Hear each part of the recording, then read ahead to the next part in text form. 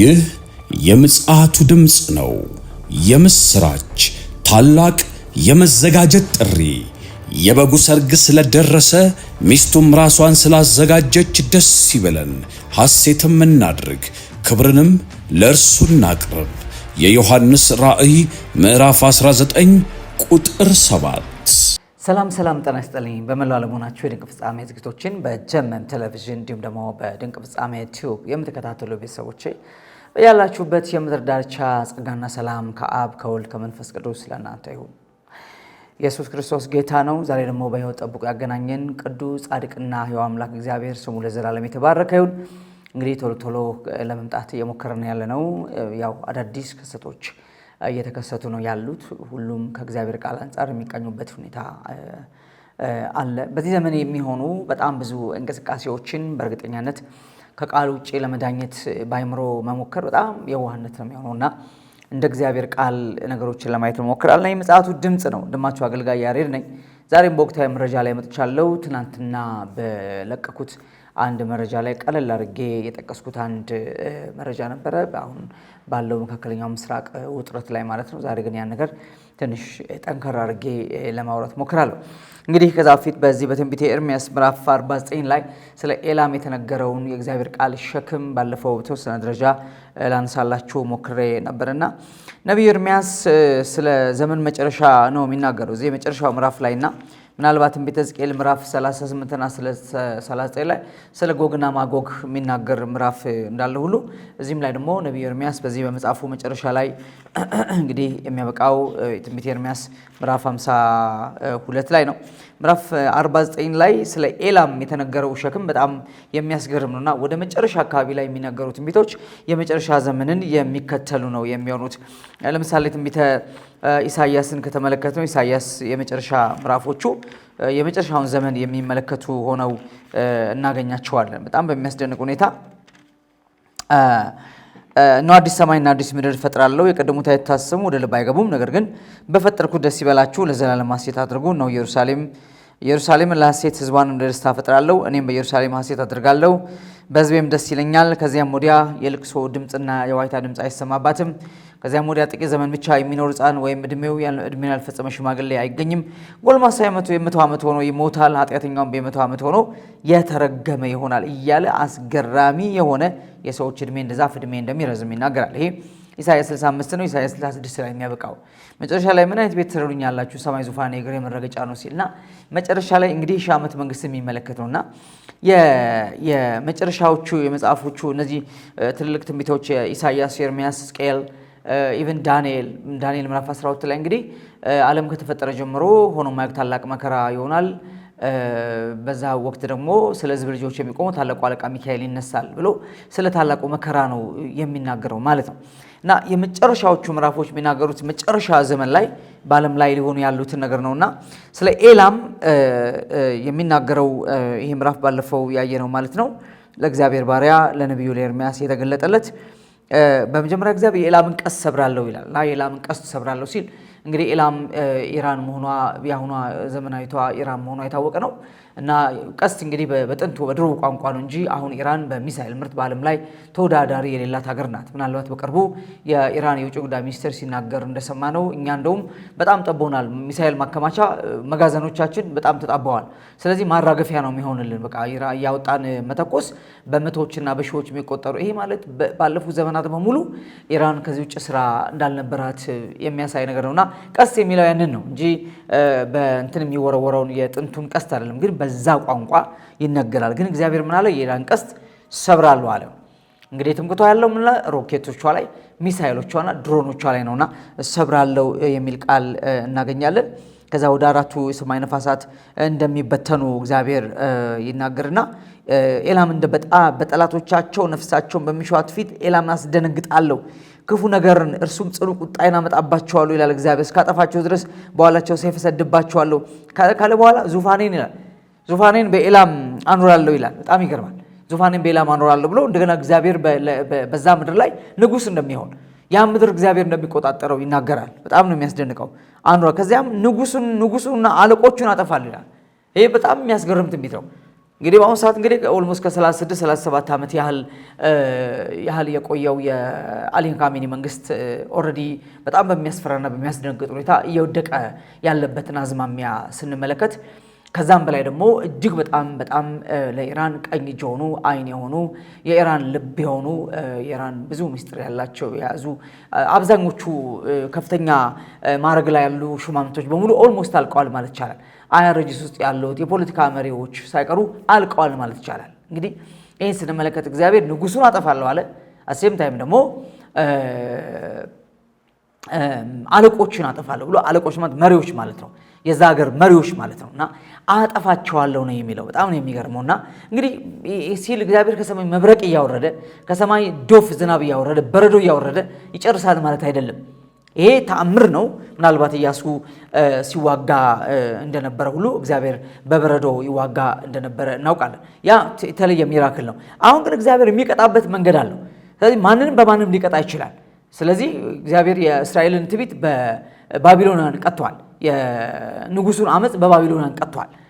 አያችሁ፣ በቃ ሲቀጣ እንደዚህ ነው የሚቀጣ። ያስነሳል፣ የበረታውን ያስነሳልና የሚመኩበት ነገር ከንቱ ይሆናል፣ የሚታመኑበት ነገር ባዶ ይሆናል ማለት ነውና እግዚአብሔር ንጉሱን ይላል። እንግዲህ በዛ ዘመን ቋንቋ አገር የሚመራው በንጉስ ነው። አሁን እንደምናውቀው አገር የሚመራበት ፌዴራሊዝም ወይም ዲሞክራሲ ወይም ፕሬዚደንት ወይም ጠቅላይ ሚኒስትር የሚባል ነገር አልነበረም። አገር ከተመራ በንጉስ ነው የሚመራው። ከቀድሞ ዘመን የነበረው አስተዳደር ንጉሳዊ አስተዳደር ነው እና ከዚህ አንጻር ስንመለከት አለቆችና ንጉሱን አጠፋለሁ የሚለው ቃል ማንኛውንም መሪ እና በከፍተኛ ደረጃ ያሉ መሪዎችን አለቆችን እግዚአብሔር ከኤላም እንደሚያጠፋ ይናገራል። ከመቼውም ዘመን በላይ ኢራን በታሪኳ በጣም ብዙ ጦርነቶች አካሄዳለች። ከኢራን ጋር ጦርነት አካሄዳለች፣ ከሌሎችም ሀገር ጦርነት አካሄዳለች። በዚህ ደረጃ የኢራን አለቆች በነቂስ የጠፉበት፣ የሞቱበት፣ የተገደሉበት ጊዜ አለ ማለት አይቻልምና ምናልባት ይሄ ትንቢት ለኢራን በአሁን ሰዓት የተነገረ ትንቢት ነው ወይ ሊያስብል ይችላል። እንግዲህ ምናልባት የዛሬው መረጃዬን የኢራን ሁለተኛ አይን ጠፋ በሚል ቃል ባቀርበው ደስ ይለኛል። ምክንያቱም ኢራን ላይ ያለው ነገር በሙሉ ከአስከፈ የሚያንቀሳቅሱ የነበሩት ያለሳቸው እጁንም እግሩንም ማንም የማያንቀሳቅስ የነበረው በአያቶላ አሊ ካሜኒ እንደነበር እናውቃለን። እንግዲህ ፌብሩዋሪ 28 በተከፈተው ጥቃት ወዲያውኑ በመጀመሪያ ቀን ጦርነት አያቶላ አሊ ካሜኒ መገደላቸው ይታወቃል።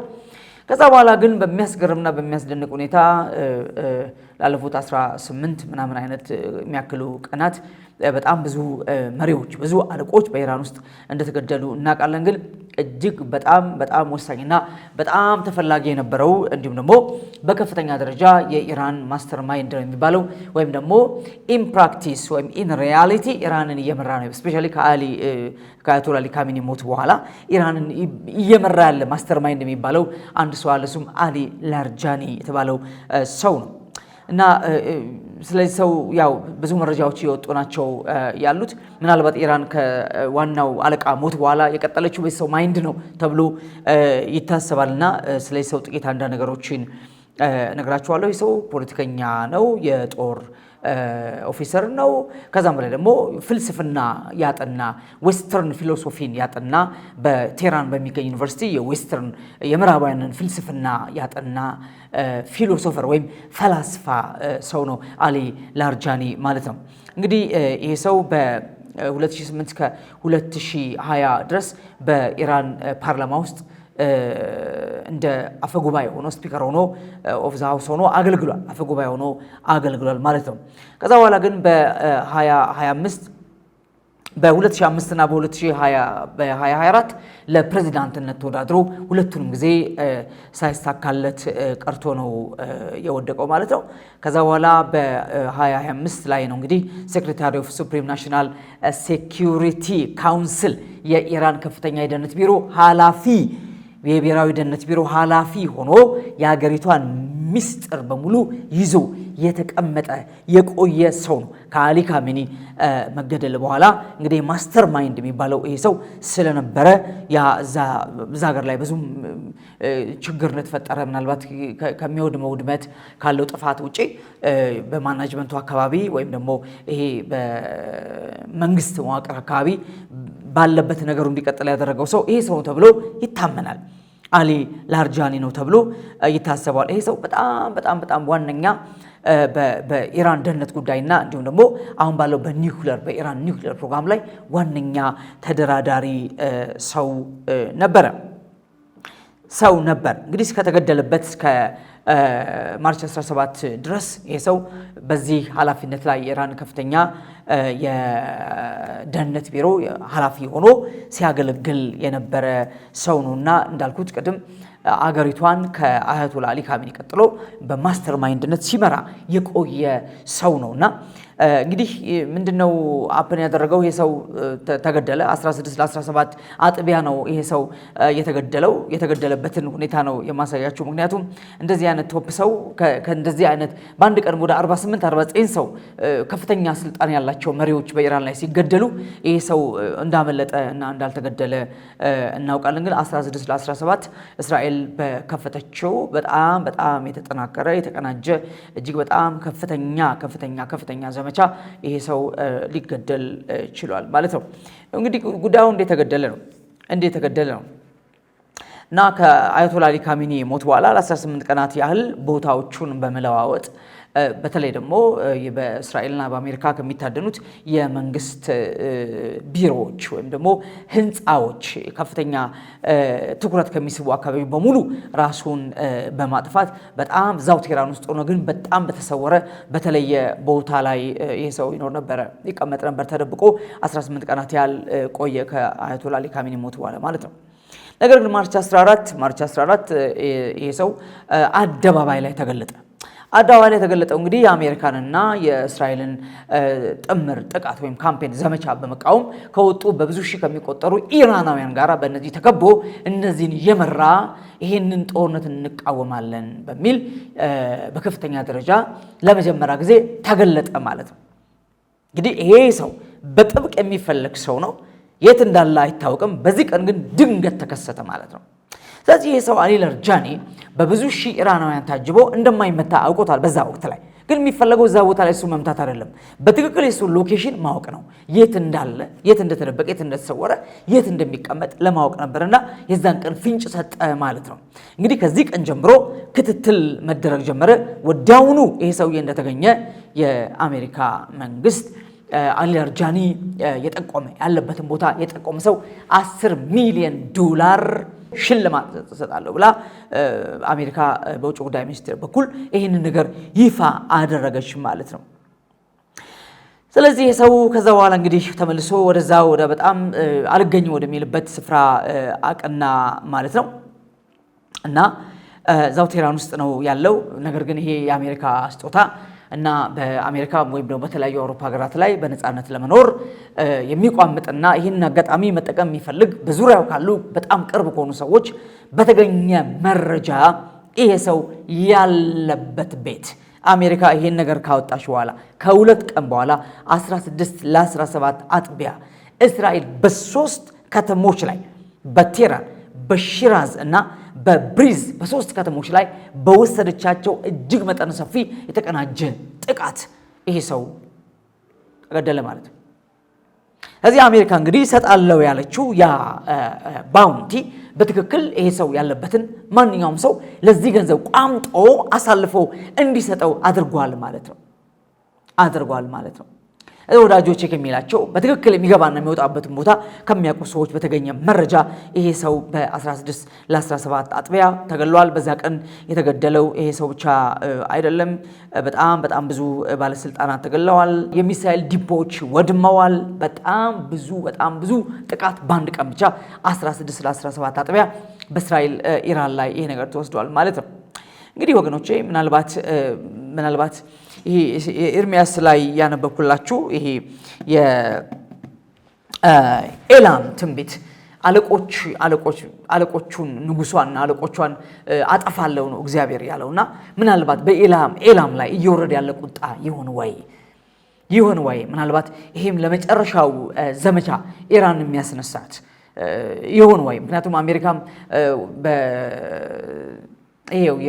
የባህር ወሽመጥ ሆርሙዝ የባህር ወሽመጥ ላይ ከፍተኛ ወደ 500 ኪሎ ግራም የሚመዝን ቦምብ ጥላለች፣ አቅራቢያ ላይ ጥላለች ማለት ነው። ያቱም እዛ አካባቢ ቦምብ ተቀብሯል የሚል ነገር ስላለ ያ ነገር አድርጋለች። ምክንያቱም ኢራን መንግስት ቀጥታ በአሜሪካና በእስራኤል ላይ ጫና ለመፍጠር የአሜሪካና የእስራኤል መርከቦች ብቻ በዛ አካባቢ እንዳያልፉ ሌሎች ሀገሮችም በነፃነት የሚያስፈልጋቸው ነዳጅም ሌላም እንዲያመላለሱ ያንን ሰርጥ በመፍቀዱ ምክንያት እዛ ላይ ይህን ጥቃቱ ወስዳለች። ዞሮ ዞሮ ይሄ ሰው በዚህ ሁኔታ በኢራናውያን አይን የሆነ ሰው ልብ የሆነ ሰው ከአያቶላ አሊ ካሚኒ በኋላ የኢስላሚክ ሪቮሉሽናሪ ጋርድ መሪን ጨምሮ በዚህ ቀን ተገሏል ማለት ነው እና ምናልባት በአሁኑ ሰዓት ኢራንን ማን ነው የሚመራት ብሎ ለማሰብ በጣም በሚከብድ አይነት ሁኔታ ላይ ነው ያለችው። በርግጥ ሳይድ ባይ ሳይድ ኢራናውያን ነገሩ እንዳሰቡት ሚሳኤል ዝም ብለው መተኮስ ዱባይ መምታት ወይ ሌሎች ሀገሮችን መምታት መፍትሄ እንዳልሆነ አውቀውታል። ነገር ግን በምን ሁኔታ ነው ከዚህ በእንትን በኋላ እንደገና ኢራን አገግማ የምትቆመው የሚለው ነገር አሁን ለኢራን ብቻ ሳይሆን ለመላው ዓለም በጣም አጠያቂ እየሆነ መጥቷል። ለምን አሜሪካ ኢራናውያን አሁንም በዚህ ማይንበረከኩና ማይመለሱ እስከሆነ ድረስ ጥቃቱ ተጠናክሮ ይቀጥላል የሚል በጣም ቁርጥ ያለ ማሳሰቢያ እየሰጠች ነው ያለችው። እንግዲህ ከዚህ ሰው ከአሊ ላርጃኒ ሞት በኋላ በጣም እጅግ በጣም ብዙ ሮኬቶችና ሚሳኤሎች ያው ይታወቃል የበቀል አጸፋ እርምጃ እስራኤል ላይ ነው የሚወሰደው። ቀጥታ ወደ እስራኤል መተኮሷ ይታወቃል ማለት ነው። ኢራን በጣም ብዙ ሮኬቶችና ሚሳኤሎችን አስወንጭፋለች ማለት ነው። እንግዲህ ኢራን በዚህ ሁኔታ በከፍተኛ ደረጃ ተስፋ የምታደርገውንና ምናልባት ኢራናውያን አንድነታቸውን ጠብቀው ወይም አሁን ያለው መንግስት ባለው የሰው ኃይል እንኳን ተጠናክሮ መቀጠል እንዳይችል በዚህ ሁኔታ አለቆቹን ወይም ደግሞ ማስተር ማይንድ የሚባሉ ሰዎችን በከፍተኛ ደረጃ እያጣ ነው ያለው እና ምን ይባላል እንግዲህ የሚባለው የእግዚአብሔር ቃል እውነት ነው።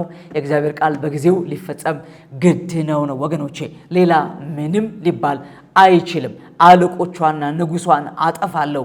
ይሄ ቅጣት ሊሆን ይችላል። በመሰረቱ ወገኖች ልንገራችሁ። ለምሳሌ በጎግ ማጎግ ሰልፍ ላይ ሕዝቅኤል 38 እና 39 ላይ ስንመጣ እግዚአብሔር ጎግን የሚበቀልበት ምክንያት በሕዝቡ ላይ ስላደረሰው በደል ነው። ይሄ ብቻ አይደለም። በሕዝቡ ማለት እስራኤል ማለት ነው። በጎግ ላይ ብቻ አይደለም። ብዙ መንግስታትና ነገስታትን እግዚአብሔር የቀጣው አማሌቅን ጨምሮ የቀጣው ህዝቤ የሚለውን እስራኤልን ስለሚነኩ ነው። በጣም ይሄ አደገኛ ነገር ነው ወገኖቼ። ገባንም አልገባንም፣ ተቀበልንም አልተቀበልንም፣ ይሄ በጣም ሲሪየስ ጉዳይ ነው። ለምን? ኪዳን ያለው ህዝብ ነው። ኪዳን ከመቃብር ያወጣው ህዝብ ነው። ኪዳን ከሞት የጠራው ህዝብ ነው። ከሰይፍ ተርፎ ያምጦ የመጣ ህዝብ ነው። እግዚአብሔር በዘላለም ፍቅር ወድጃለሁ ያለው ህዝብ ነው። በታምራትና በድንቅ በግብፅ ምድረ በዳ የመራው ህዝብ ነው። ይህን ህዝብ መንካት፣ ከዚህ ህዝብ ጋር መጣላት ለማንም ለኢትዮጵያም ቢሆን እንኳን አይበጅም። ለማንም ቢሆን አይጠቅም ወገኖቼ፣ አይጠቅምም። አሁን ይሄ ቀደም ሁልጊዜ ደጋግሜ እንደምናገረው ስለዛ ህዝብ ቅድስና፣ ስለዛ ህዝብ ንጹህነት፣ ታማኝነት፣ አማኝነት ምናምን አይደለም፣ ስለ ኪዳን ነው እና ኤላም ወይም ደግሞ ኢራን እስራኤልን በሐማስ በሂዝቦላ ከዛም አልፋ ደግሞ በሁቲ በኩል ምን ያህል ስታስጨንቅ እንደሰነበተች እናውቃለን። በአንድ ቀን 1200 ሰዎች በተኙበት መገደላቸውን ከእስራኤል እናውቃለን። ወደ 250 የሚጠጉ ሰዎች ታግተው ቤት ተወስደው ከዓመት በላይ በከባድ የሆነ መከራ እየደረሰባቸው እንደቆዩ እናውቃለን። ይህን ሁሉ ሐማስ እንዲያደርግ ጉልበት ማን ሰጠው? አቅም ከየት አመጣ? ይሄ ሁሉ ፈርጣማ ክንድ ከየት የመጣ ወገኖቼ? ስለዚህ እግዚአብሔር ለህዝቡ ይዋጋል። ምናልባት የበቀል ፍርድ ሊሆን ይችላል። ለምን? እግዚአብሔር ስለ ኤላም ሲናገር በመጨረሻው የኤርምያስ መጽሐፍ ላይ ይሄን ብሏል፣ ንጉሷንና አለቆቿን አጠፋለሁ ብሏል። ስለዚህ ይሄ ፍርድ ሊሆን ይችላል ብዬ አስባለሁ። መጽሐፍ ትንቢትን ማንም ለገዛ ፈቃዱ እንዲተረጉም አልተፈቀደለትም ስላለ ነው ብዬ 4 ነጥብ ላደርግ አልችልም። ነገር ግን የተጻፈው ግን ሊሆን ይችላል። ምናልባት ከዚህም የባሰ ቀን ወደፊት ሊመጣ ይችላል፣ አናውቅም።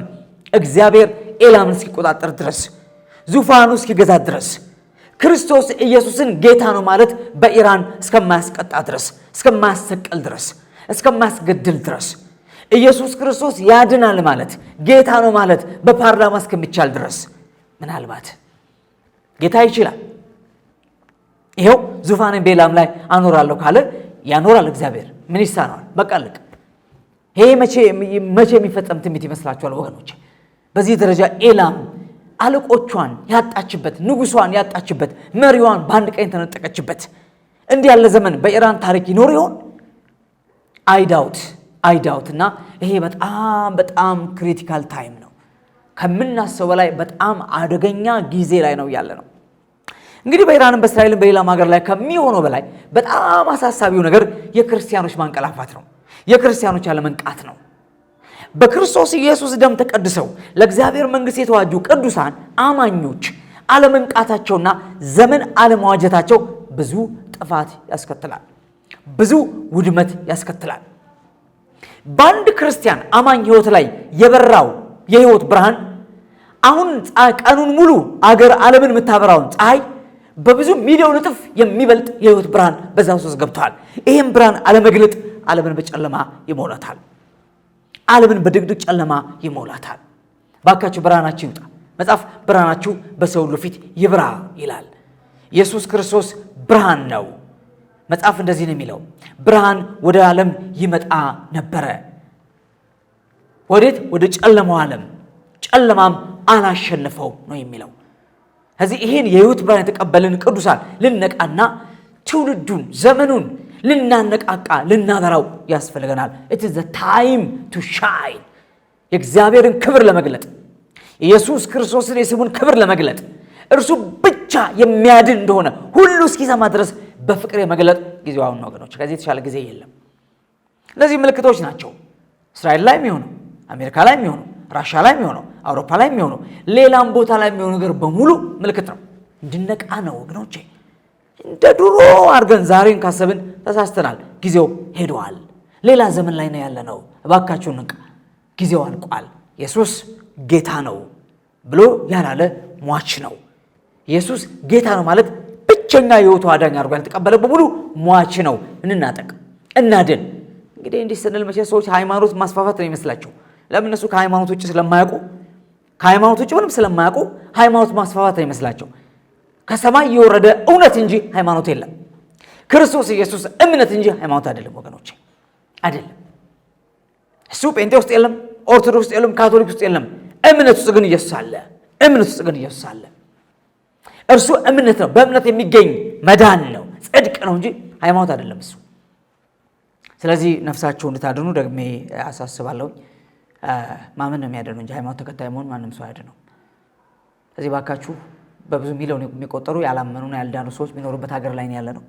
ዓለም ላይ ነው በቢሊዮን የሚቆጠሩ ያላመኑ ህዝቦች ያሉበት ዓለም ላይ ነው ያለነው። ስለዚህ በውጭ ስፔሻሊ በውጭ ሀገር የምትሰሙኝ ወገኖቼ፣ በውጭ ሀገር አሜሪካ፣ አውሮፓ፣ መካከለኛው ምስራቅ አካባቢ ሆናችሁ የምትሰሙኝ ወገኖቼ፣ ባጠገባችሁ ላለው ሰው ኢየሱስ ክርስቶስ ጌታ እንደሆነ በእርሱ ብቻ እንደሚዳን ለመመስከር ጊዜው አሁን ነው። ከዚህ በላይ ጥፋት አያስገመግምም። ከዚህ በላይ ቁጣ አያስገመግምም። በጣም አስፈሪ ጊዜ ላይ ነው ያለነው። እውነቴን እነግራችሁ አሁን በጣም የሚጮህበት ጊዜ ነው። በጣም የሚጮህበት አሁን መቼስ ቁጭ ብለን እግዚኦ አንልም። ምንለው ነገር ምንድነው? ኢየሱስ ያድናል፣ ነፍስን አስመልጥም። ይሄን ነው ምንለው። ክብር ለጌታ። የተናገረው ጌታ እመጣለሁ ያለው እንደተናገረው ይመጣል። እሱ በቃሉ የታመነ አምላክ ነው። ጊዜው ደርሷል። ዘመኑ ተፈጽሟል። የጌታን መምጣት በንቃት በትጋት በአገልግሎት ሆነን በቅድስና ልንጠብቀው ጊዜው አሁን ነው። ተባረኩ። ጸጋና ሰላም ከሁላችሁ ጋር ይሁን። ኢየሱስ ክርስቶስ ይመጣል።